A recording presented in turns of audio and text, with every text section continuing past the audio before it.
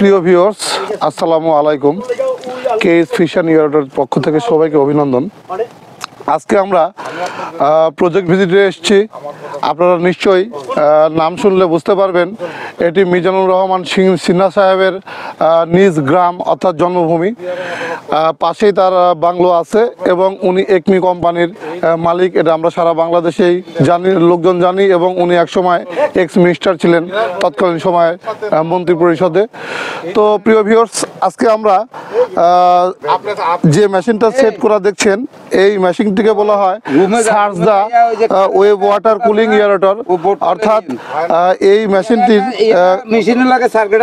কার্যকর দিকটা হচ্ছে এই মেশিনটি অল্প জায়গাতে অধিক ঘনত্বে মাছ চাষ করতে সক্ষম। অর্থাৎ আপনারা মনে রাখবেন এই একটি ওয়াটার কুলিং মেশিন দিয়ে আপনি অন্তত 60 টন মাছ উৎপাদন করতে পারবেন। সেই ক্ষেত্রে আমার পিছিয়ে দেখতে পাচ্ছেন পুকুর, এই পুকুরটিতে এই মেশিন লাগানো হবে। এই মেশিনটির বিশেষ দিক হচ্ছে পানিকে সার্চ করবে, পানির তলদেশ থেকে জীবাণুকে উপরে তুলে আনবে, পানিকে রিওয়াশ করবে, পানির মোটা তাজা ভাবকে কমাবে এবং এর পাশাপাশি এই মেশিনটি খুব স্রোতহীন অবস্থায় অর্থাৎ ছোট ছোট ঢেউ এবং স্রোত আকারে পুকুরে ইয়েরেশন করবে এবং যার ফলে প্রতি ঘন্টায় 3 থেকে 4 কেজি অক্সিজেন সরবরাহ করতে সক্ষম হবে এবং পুকুরের আনইটেন ফিড, ফিশ ড্রপ, যে বর্জ্যগুলো পুকুরের তলদেশে যাবে সেগুলোকে ভাসিয়ে তুলবে এবং সূর্যের সালোক সংশ্লেষণের সাহায্যে সেগুলোকে খাবারে পরিণত করবে। এখন প্রশ্ন হচ্ছে ভাই, আমরা এই মেশিনগুলো কি ধরনের তার দিয়ে সংযুক্ত করব? আপনারা সবসময় মনে রাখবেন এই মেশিনের সংযুক্ত যে তারটি দেখছেন এটা মোটামুটি 15 থেকে 20 ফিট থাকে। এই তারের সঙ্গে আপনারা 3RM থেকে 4RM বিআরবি বা বিএসবির তার দিয়ে জয়েন্ট দিবেন। আর এই তারের সাথে যে তারটি আপনারা টানতে হবে মূল তার, অর্থাৎ দেখবেন পল্লী বিদ্যুতে কালো এবং সিলভারের একটি তার থাকে, সেটাকে D11 বা ড্রপ তার বলে থাকি বা সার্ভিস তার বলে বা 20 লাইনও আমরা বলে থাকি। এই তারটি আপনারা দিবেন।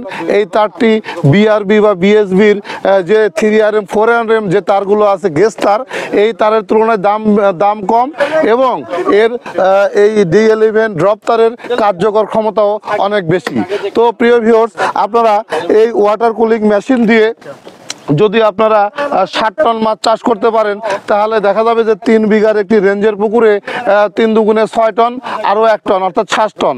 60 টন মাছ যখন আপনারা উৎপাদন করবেন 6 মাসে, অর্থাৎ এই মেশিনের সাহায্যে এয়ারেশন প্রযুক্তি এবং এয়ারেশন সঠিকভাবে চালানোর পরে এবং যুগ উপযোগী পর্যবেক্ষণ ব্যবস্থা রেখে এবং আমাদের ম্যানেজমেন্ট ব্যবস্থাকে উন্নত করে আমরা যদি মাছ চাষ করি তাহলে 3 বিঘার একটি পুকুরে আমরা বছরে 14 টন মাছ চাষ করতে পারবো এই একটি মেশিনের সাহায্যে।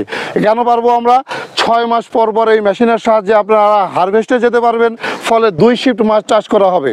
এবং আপনারা আরেকটা জিনিস দেখতেই পাচ্ছেন, এই মেশিনের পাখা অনেকেই ভুল করে। আপনারা দেখেন যে পাখার সাইডটা কিন্তু যেটার বাটি সাইড এটা উপরে থাকবে এবং নর্মাল যে পাখার বিটগুলো আছে সেগুলো নিচে থাকবে। এবং এই মেশিনটি আমরা সাধারণত বাংলাদেশের যে কোনো 220 ভোল্টেজের লাইন অর্থাৎ সিঙ্গেল ফেজের লাইনে আমরা চালনা করতে পারি এবং আমরা আরও বিভিন্ন ধরনের ইরেটর পুকুরের কন্ডিশন অনুযায়ী, পাটির চাহিদা অনুযায়ী এবং মাছ চাষের যুগ উপযোগী পরিকল্পনা অনুযায়ী আমরা সাপ্লাই করে থাকি।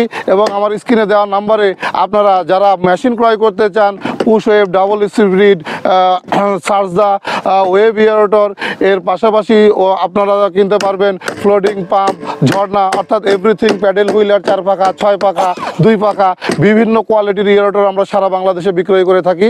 এবং এর পাশাপাশি আমরা নিজস্বভাবে সেই প্রজেক্টগুলোকে ভিজিট করি এবং মেশিনগুলো কেমনভাবে চলবে, কিভাবে চলতেছে, কিভাবে চললে ভালো হবে এই সম্পর্কে তথ্যাদি তাদেরকে দিয়ে থাকি যারা আমাদের কাছ থেকে মেশিন ক্রয় করে প্রজেক্টে লাগায় এবং মাছ চাষে ব্যবহার করে। তো প্রিয় ভিউয়ার্স, আপনাদের সামনে আবারও আমরা নতুন ভিডিও নিয়ে উপস্থিত হব এই বলে আজকের মতো শেষ করছি। আসসালামু আলাইকুম ইয়া রাহমাতুল্লাহ।